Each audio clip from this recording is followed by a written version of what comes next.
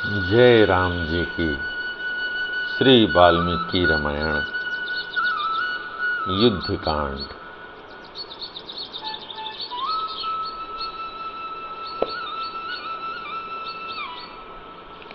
नब्बेवां सर्ग। इंद्रजीत और लक्ष्मण का भयंकर युद्ध तथा इंद्रजीत का वध। घोड़ों के मारे जाने पर पृथ्वी पर खड़े हुए महातेजस्वी निशाचर इंद्रजीत का क्रोध बहुत बढ़ गया। वह प्रज्वलित अग्नि की तरह जल उठा। इंद्रजीत और लक्ष्मण दोनों के हाथ में धनुष थे। दोनों ही अपनी अपनी विजय के लिए एक दूसरे के सम्मुख युद्ध में प्रवृत्त हुए थे। वे अपने बाणों द्वारा परस्पर वध की इच्छा रखकर वन में लड़ने के लिए निकले हुए दो गजराजों के समान एक दूसरे पर गहरी चोट करने लगे। बानर और राक्षस भी परस्पर संहार करते हुए इधर उधर दौड़ते रहे, परंतु अपने अपने स्वामी का साथ न छोड़ सके। तदंतर रावण कुमार ने प्रसन्न हो प्रशंसा करके राक्षसों का हर्ष बढ़ाते हुए कहा, श्रेष्ठ निशाचरों, चारों दिशाओं में अंधकार छा रहा है, अतः यहाँ अपने या पराये की पहचान नहीं हो रही है। इसलिए मैं जाता हूँ, दूसरे रथ पर बैठकर शीघ्र ही युद्ध के लिए आऊँगा। तब तक तुम लोग बानरों को मोह में डालने के लिए निर्भय होकर युद्ध करो, जिससे वे महामनस्वी बानर नगर में प्रवेश करते समय मेरा सामना करने के लिए आगे न आए।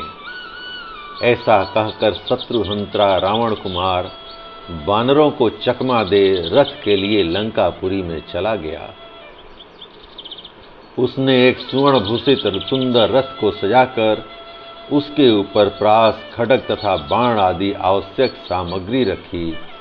फिर उसमें उत्तम घोड़े जुतवाए और अश्व हाँकने की विद्या के जानकार तथा हितकर उपदेश देने वाले सारथी को उस पर बैठाकर वह महातेजस्वी समर विजयी रावण कुमार स्वयं भी उस रथ पर आरूढ़ हुआ।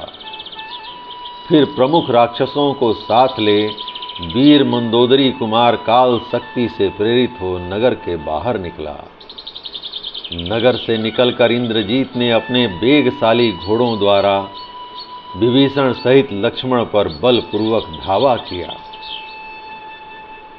रावण कुमार को रथ पर बैठा देख सुमित्रा नंदन लक्ष्मण, पराक्रमी बानरगण तथा राक्षस राज विभीषण सबको बड़ा विस्मय हुआ।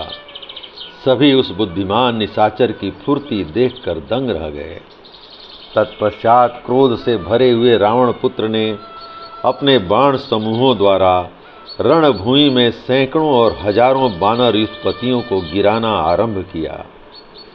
युद्ध विजयी रावण कुमार ने अपने धनुष को इतना खींचा कि वह मंडलाकार बन गया। उसने कुपित हो बड़ी शीघ्रता के साथ बानरों का संहार आरंभ किया।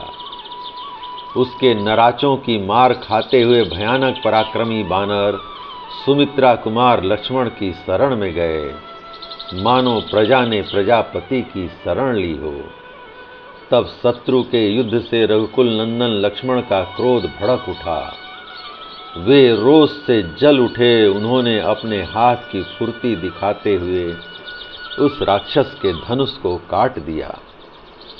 यह देख उस निशाचर ने तुरंत ही दूसरा धनुष लेकर उस पर प्रत्यंचा चढ़ाई, परंतु लक्ष्मण ने 3 बाण मारकर उसके इस धनुष को भी काट दिया।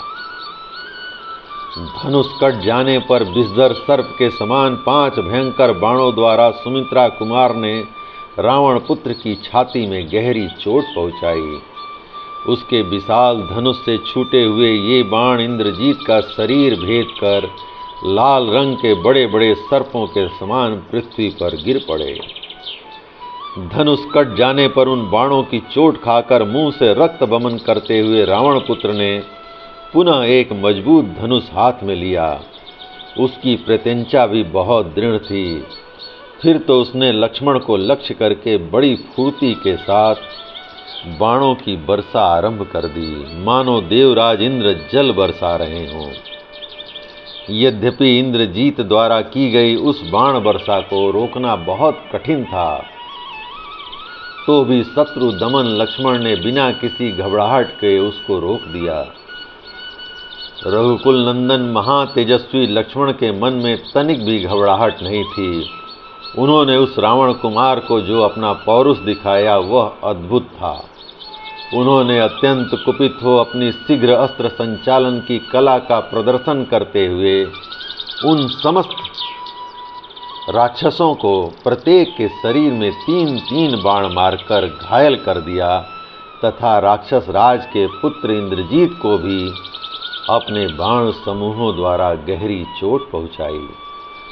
शत्रुहंता प्रबल शत्रु के बाणों से अत्यंत घायल होकर इंद्रजीत ने लक्ष्मण पर लगातार बहुत बाण बरसाए, परंतु शत्रु वीरों का संहार करने वाले रथियों में श्रेष्ठ धर्मात्मा लक्ष्मण ने अपने पास तक पहुंचने के पहले ही उन बाणों को अपने तीखे सहायकों द्वारा काट डाला और रणभूमि में रथी इंद्रजीत के सारथी का मस्तक भी झुकी हुई गांठ वाले भल से उड़ा दिया।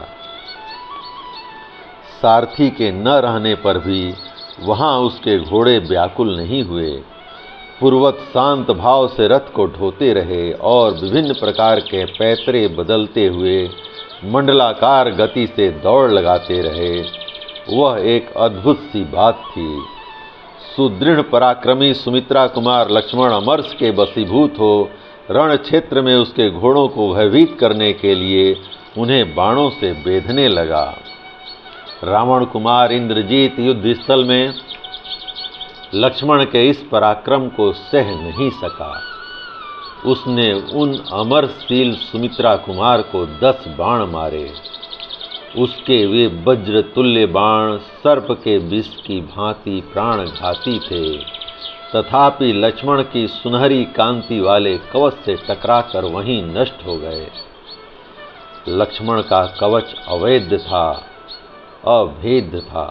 ऐसा जानकर रावण कुमार इंद्रजीत ने उनके ललाट में सुंदर पंख वाले 3 बाण मारे। उसने अपनी अस्त्र चलाने की फुर्ती दिखाते हुए अत्यंत क्रोधपूर्वक उन्हें घायल कर दिया। ललाट में धसे हुए उन बाणों से युद्ध की श्लाघा रखने वाले रघुकुल नंदन लक्ष्मण संग्राम के मुहाने पर 3 शिखरों वाले पर्वत के समान शोभा पा रहे थे। उस राक्षस के द्वारा युद्ध में बाणों से इस प्रकार पीड़ित किए जाने पर भी लक्ष्मण ने उस समय तुरंत 5 बाणों का संधान किया और धनुष को खींचकर चलाए हुए उन बाणों के द्वारा सुंदर कुंडलों से सुशोभित इंद्रजीत के मुखमंडल को छत विछत कर दिया। लक्ष्मण तथा इंद्रजीत दोनों वीर महाबलवान थे। उनके धनुष भी बहुत बड़े थे। भयंकर पराक्रम करने वाले दोनों योद्धा एक दूसरे को बाणों से घायल करने लगे। इससे लक्ष्मण और इंद्रजीत दोनों के शरीर लहूलुहान हो गए। रणभूमि में वे दोनों वीर फूले हुए पलाश के वृक्षों की भांति शोभा पा रहे थे। उन दोनों धनुधर वीरों के मन में विजय पाने के लिए दृढ़ संकल्प था। अतः वे आपस में भिड़कर एक दूसरे के सभी अंगों को भयंकर बाणों का निशाना बनाने लगे।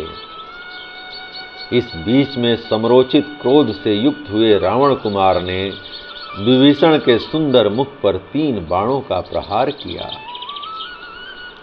जिनके अग्रभाग में लोहे के फल लगे हुए थे।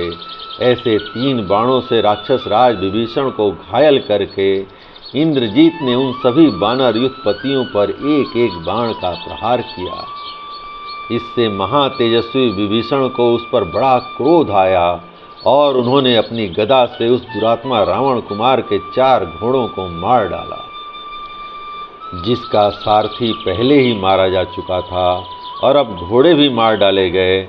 उस रथ से नीचे कूदकर महातेजस्वी इंद्रजीत ने अपने चाचा पर शक्ति का प्रहार किया।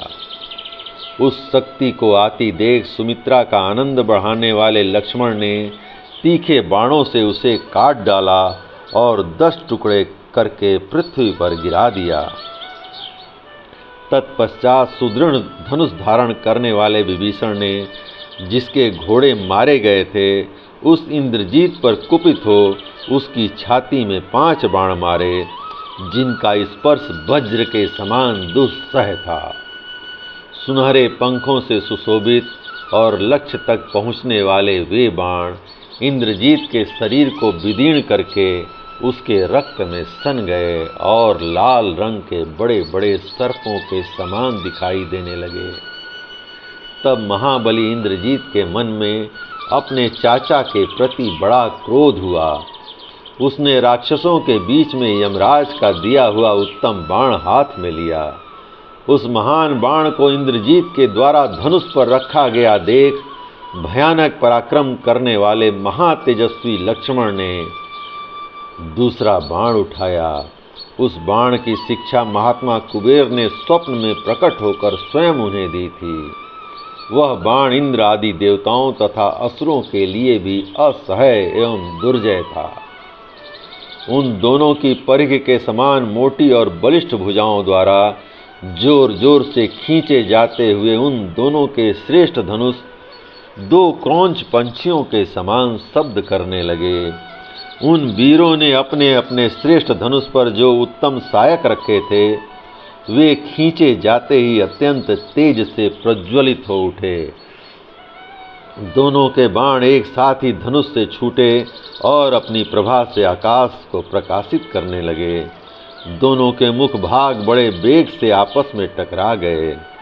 उन दोनों भयानक बाणों की ज्यों-ज्यों टक्कर हुई, उससे दारुण अग्नि प्रकट हो गई, जिससे धुआं उठने लगा और चिंगारियां दिखाई दीं। वे दोनों बाण 2 महान ग्रहों की भांति आपस में टकराकर सैकड़ों टुकड़ों में संग्राम भूमि में गिर पड़े।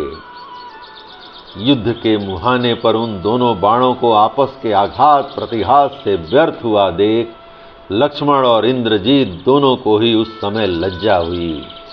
फिर दोनों एक दूसरे के प्रति अत्यंत रोष से भर गए। सुमित्रा नंदन लक्ष्मण ने कुपित होकर वरुणास्त्र उठाया। साथ ही उस रणभूमि में खड़े हुए इंद्रजीत ने रौद्रास्त्र उठाया और उसे वरुणास्त्र के प्रतिकार के रूप में छोड़ दिया।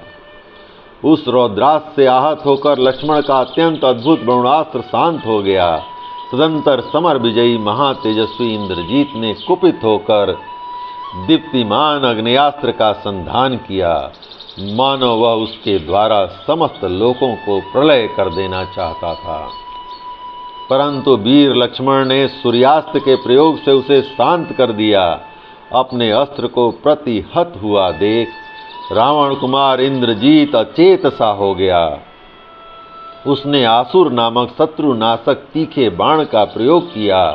फिर तो उसके उस धनुष से चमकते हुए कूट, मुदगर, सूल, भुसंडी, गदा, खड्ग और फरसे निकलने लगे।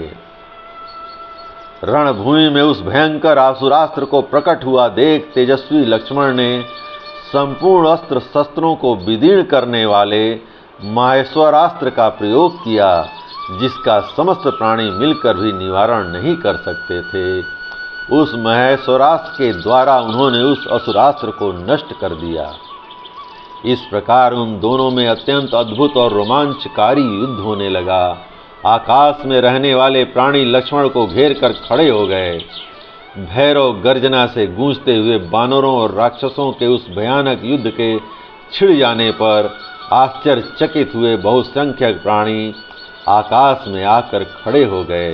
उनसे घिरे हुए उस आकाश की अद्भुत शोभा हो रही थी। ऋषि, पितर, देवता, गंधर्व, गरुण और नाग भी इंद्र को आगे करके रणभूमि में सुमित्रा कुमार की रक्षा करने लगे। तत्पश्चात लक्ष्मण ने दूसरा उत्तम बाण अपने धनुष पर रखा, जिसका स्पर्श आग के समान जलाने वाला था। उसमें रावण कुमार को विदीर्ण कर देने की शक्ति थी। उसमें सुंदर पर लगे थे। उस बाण का सारा अंग सुडौल एवं गोल था। उसकी गांठ भी सुंदर थी। वह बहुत ही मजबूत और सुवर्ण से भूषित था। उसमें शरीर को चीर डालने की क्षमता थी। उसे रोकना अत्यंत कठिन था। उसके आघात को सह लेना भी बहुत मुश्किल था। वह राक्षसों को भयभीत करने वाला तथा विषधर सर्प के विष की भांति शत्रु के प्राण लेने वाला था। देवताओं द्वारा उस बाण की सदा ही पूजा की गई थी। पूर्व काल के देवासुर संग्राम में हरे रंग के घोड़ों से युक्त रथ वाले पराक्रमी, शक्तिमान एवं महातेजस्वी इंद्र ने उसी बाण से दानवों पर विजय पाई थी। उसका नाम था इंद्रास्त्र। वह युद्ध के अवसरों पर कभी पराजित या असफल नहीं हुआ था। शोभा संपन्न वीर सुमित्रा कुमार लक्ष्मण ने अपने उत्तम धनुष पर उस श्रेष्ठ बाण को रखकर उसे खींचते हुए अपने अभिप्राय को सिद्ध करने वाली यह बात कही, यदि दशरथ नंदन भगवान श्री राम धर्मात्मा और सत्य प्रतिज्ञ हैं तथा पुरुषार्थ में उनकी समानता करने वाला दूसरा कोई वीर नहीं है, तो हे अस्त्र, तुम इस रावण पुत्र का वध कर डालो। सम्रांगण में ऐसा कहकर शत्रु वीरों का संहार करने वाले वीर लक्ष्मण ने सीधे जाने वाले उस बाण को कान तक खींचकर इंद्रास्त्र से संयुक्त करके इंद्रजीत की ओर छोड़ दिया। धनुष से छूटते ही इंद्रास्त्र ने जगमगाते हुए कुंडलों से युक्त इंद्रजीत के सिर शास्त्र सहित दीप्तिमान मस्तक को धड़ से काटकर धरती पर गिरा दिया। राक्षस पुत्र इंद्रजीत का कंधे पर से कटा हुआ वह विशाल सिर, जो खून से लथपथ हो रहा था, भूमि पर स्वर्ण के समान दिखाई देने लगा। इस प्रकार मारा जाकर कवच सिर और सिर शास्त्र सहित रावण कुमार धराशायी हो गया। उसका धनुष दूर जा गिरा। जैसे वृतासुर का वध होने पर देवता प्रसन्न हुए थे, उसी प्रकार इंद्रजीत के मारे जाने पर विभीषण सहित समस्त वानर हर्ष से भर गए और जोर जोर से सिंहनाद करने लगे। आकाश में देवताओं, महात्मा, ऋषियों, गंधर्वों तथा अप्सराओं का भी विजय जनित हर्षनाद गूंज उठा। इंद्रजीत को धराशायी हुआ जान राक्षसों की वह विशाल सेना विजय से उल्लासित हुए वानरों की मार खाकर संपूर्ण दिशाओं में भागने लगी। वानरों द्वारा मारे जाते हुए राक्षस अपनी सुध बुध खो बैठे और अस्त्र शस्त्रों को छोड़कर तेजी से भागते हुए लंका की ओर चले गए। राक्षस बहुत डर गए थे, इसलिए वे सब के सब पट्टिस, खड्ग और फरसे आदि शस्त्रों को त्याग कर सैकड़ों की संख्या में एक साथ ही सब दिशाओं में भागने लगे। वानरों से पीड़ित होकर कोई डर के मारे लंका में घुस गया, कोई समुद्र में कूद पड़ा और कोई पर्वत की चोटी पर चढ़ गया। इंद्रजीत मारा गया और रणभूमि में सो रहा है, यह देख हजारों राक्षसों में से एक भी वहां खड़ा नहीं दिखाई दिया। जैसे सूर्य के अस्त हो जाने पर उसकी किरणें यहाँ नहीं ठहरती, उसी प्रकार इंद्रजीत के धराशायी होने पर वे राक्षस वहां रुक न सके, संपूर्ण दिशाओं में भाग गए। महाबाहु इंद्रजीत निष्प्राण हो जाने पर शांत किरणों वाले सूर्य अथवा बुझी हुई आग के समान निस्तेज हो गया। उस समय राक्षस राजकुमार इंद्रजीत के समर भूमि में गिर जाने पर सारे संसार की अधिकांश पीड़ा नष्ट हो गई। सबका शत्रु मारा गया और सभी हर्ष से भर गए। उस पाप कर्मा राक्षस के मारे जाने पर संपूर्ण महर्षियों के साथ भगवान इंद्र को बड़ी प्रसन्नता हुई। आकाश में नाचती हुई अप्सराओं और गाते हुए महामना गंधर्वों के नृत्य की ध्वनि के साथ देवताओं की दुदुम्भी का शब्द भी सुनाई देने लगा। देवता आदि वहां फूलों की वर्षा करने लगे। वह दृश्य अद्भुत सा प्रतीत हुआ। उस क्रूर कर्मा राक्षस के मारे जाने पर वहां की उड़ती हुई धूल शांत हो गई। संपूर्ण लोकों को भय देने वाले इंद्रजीत के धराशायी होने पर जल स्वच्छ हो गया, आकाश भी निर्मल दिखाई देने लगा और देवता तथा दानव हर्ष से खिल उठे। देवता, गंधर्व और दानव वहां आए और सब एक साथ संतुष्ट होकर बोले, अब ब्राह्मण लोग निश्चिंत एवं क्लेश शून्य होकर सर्वत्र विचरण करें। सम्रांगण में अप्रतिम बलशाली निशाचर शिरोमणि इंद्रजीत को मारा गया देख हर्ष से भरे हुए वानर युद्धपति लक्ष्मण का अभिनंदन करने लगे। विभीषण, हनुमान और ऋक्ष युद्धपति जाम्बवान ये इस विजय के लिए लक्ष्मण जी का अभिनंदन करते हुए उनकी भूरी भूरी प्रशंसा करने लगे। हर्ष एवं रक्षा का अवसर पाकर वानर किलकिलाते, कूदते, गरजते हुए वहां रघुकुल नंदन लक्ष्मण को घेर कर खड़े हो गए। उस समय अपनी पूंछों को हिलाते और फटकारते हुए बानर वीर लक्ष्मण की जय हो यह नारा लगाने लगे। बानरों का चित्त हर्ष से भरा हुआ था। वे विविध गुण वाले बानर एक दूसरे को हृदय से लगाकर श्री रामचंद्र जी से संबंध रखने वाली कथाएं कहने लगे। युद्ध स्थल में लक्ष्मण के प्रिय सुहृद बानर उनका वह दुष्कर एवं महान पराक्रम देख बड़े प्रसन्न हुए। देवता भी उस इंद्रद्रोही राक्षस का वध हुआ देख मन में बड़े हर्ष का अनुभव करने लगे। जय राम जी की। इस प्रकार श्री वाल्मीकि निर्मित आर्ष रामायण आदि काव्य के युद्ध कांड का 90वां सर्ग प्रभु श्री राम की कृपा से पूर्ण हुआ। जय राम जी की।